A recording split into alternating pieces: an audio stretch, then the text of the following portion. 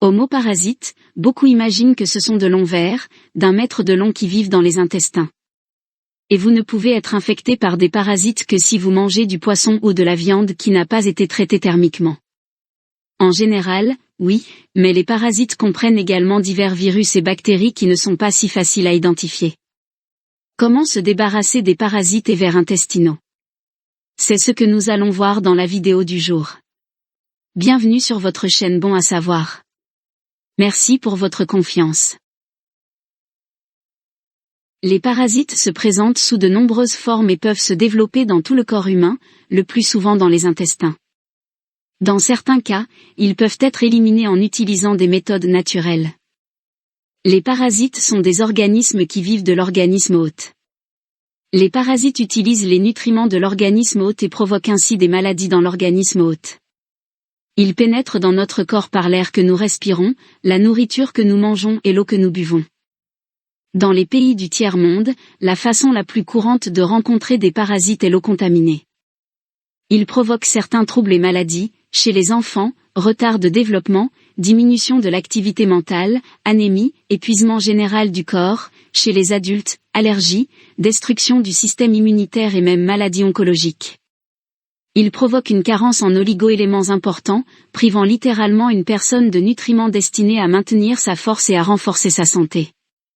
Difficile à diagnostiquer, la manifestation de leur activité en termes de symptômes peut ressembler à une autre maladie, par exemple un rhume, des infections diverses, un empoisonnement, etc. Signe de la présence de parasites dans le corps humain. Constipation. Les parasites peuvent bloquer les canaux biliaires et intestinaux, entraînant la constipation. Diarrhée. Les substances de type hormonal produites par certains parasites provoquent des selles aqueuses fréquentes. Flatulence et irritation des intestins. Au niveau de l'intestin grêle, les parasites provoquent une inflammation, qui entraîne des ballonnements et une diminution de l'absorption des nutriments, notamment des graisses, qui, non absorbées dans l'intestin grêle, pénètrent dans le gros intestin, entraînant divers dysfonctionnements. Douleurs dans les articulations et les muscles. Ces douleurs peuvent soit résulter d'une lésion tissulaire directe par des parasites, soit être une réaction du système immunitaire à leur présence. Allergies et troubles immunitaires. Les sécrétions toxiques des parasites peuvent provoquer une réponse immunitaire dans le corps sous la forme de la production de doses accrues d'immunoglobulineux, ainsi que d'éosinophiles, un type de cellule protectrice qui provoque une inflammation des tissus, par conséquent, une réaction allergique. Peau à problème. Éruptions cutanées, ulcères divers, eczéma, dermatite, papillome, acné, taches diverses, etc. et ainsi de suite. Tout cela indique une infection du tractus gastro-intestinal. Problème de poids. Le poids, réduit par rapport à la norme, peut indiquer qu'il existe un consommateur interne de nourriture. Le poids, augmenté de la norme, peut être une réaction protectrice du corps à l'empoisonnement par les déchets des parasites. Nervosité.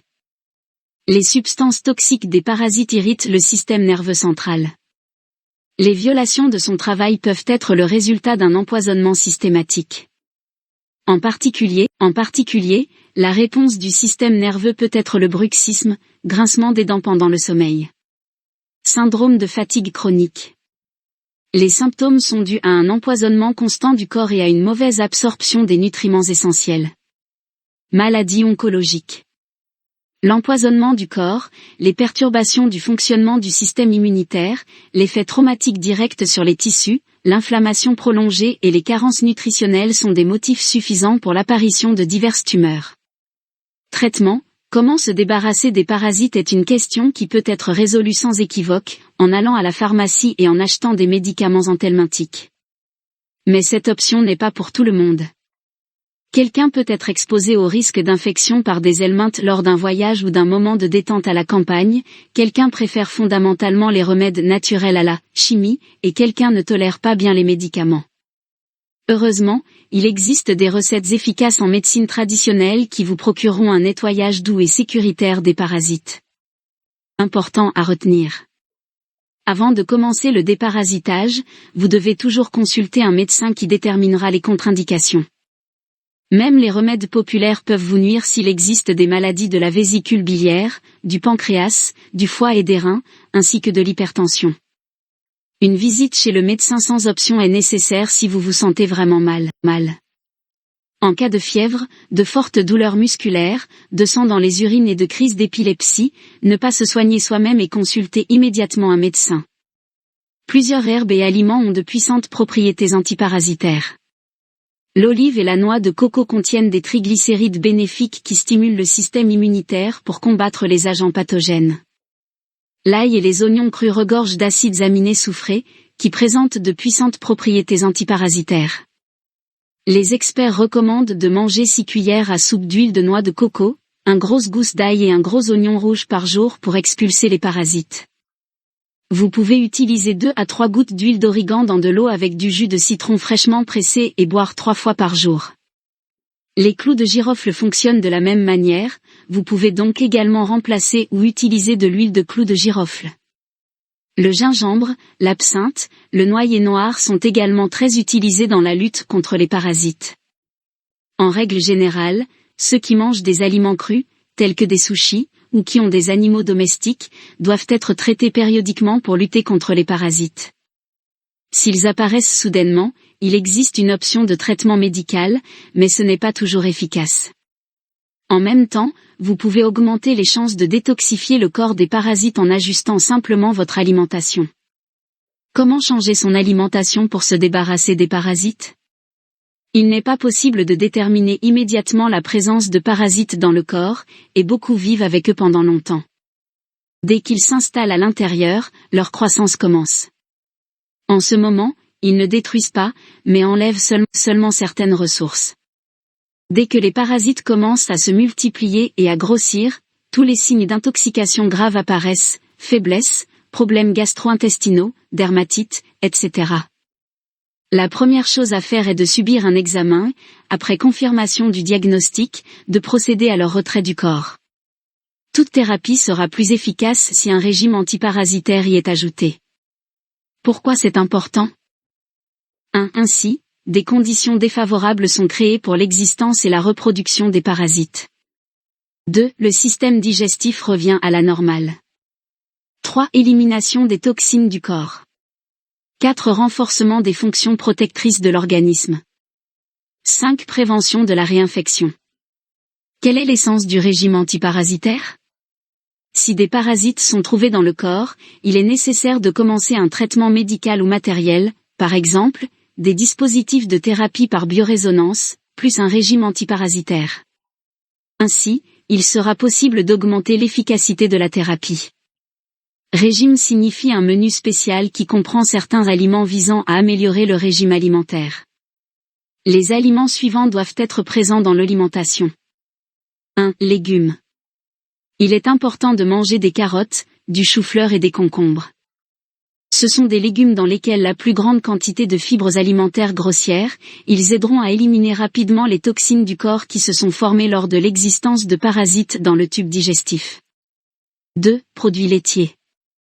Vos meilleurs amis devraient être le kéfir et le yaourt nature. Avec leur aide, il sera possible de normaliser le fonctionnement du tract gastro-intestinal, de restaurer la microflore et d'éliminer les symptômes tels que les troubles et les ballonnements. 3. Produits céréaliers. Il s'agit d'un pain à base de farine de grains entiers et de céréales, qui, sans sensation de lourdeur dans l'estomac, sature et satisfait parfaitement la sensation de faim. La cuisson doit avoir lieu sans faire frire les aliments dans l'huile, car dans ce cas, elle s'avérera lourde. L'utilisation d'aliments bouillis, cuits à la vapeur, cuits au four et mijotés est autorisée. Il est important de bien laver tous les fruits et légumes et de faire subir à la viande et aux poissons un traitement thermique long et de qualité. En aucun cas, ne mangez pas de poisson cru, car il existe un risque de réinfection. Comment ne pas être réinfecté ? Éviter les aliments non lavés et l'eau sale. Lavez-vous toujours les mains, surtout après un contact avec le sol, ainsi que les légumes et les fruits. Ne buvez pas d'eau provenant de sources inconnues. Ne mangez pas de viande et de poissons mi-cuits, et surtout crus. Ils peuvent contenir des larves de ténia, des trichinelles et d'autres parasites, alors faites toujours bien cuire la viande et le poisson. Lavez-vous les mains après avoir été en contact avec des animaux domestiques, chats et chiens. Les animaux domestiques peuvent vous infecter avec la dipylidiose, la toxoplasmose et d'autres infections. Lorsque vous voyagez dans des pays tropicaux, faites le plein d'antiseptiques et de lingettes antibactériennes pour les mains. Ne marchez pas pieds nus et ne nagez pas dans une eau douce inconnue. Voilà. Ce sera tout pour aujourd'hui. N'oubliez pas de vous abonner et d'activer la cloche de notification pour les prochaines vidéos. À bientôt sur Bon à savoir.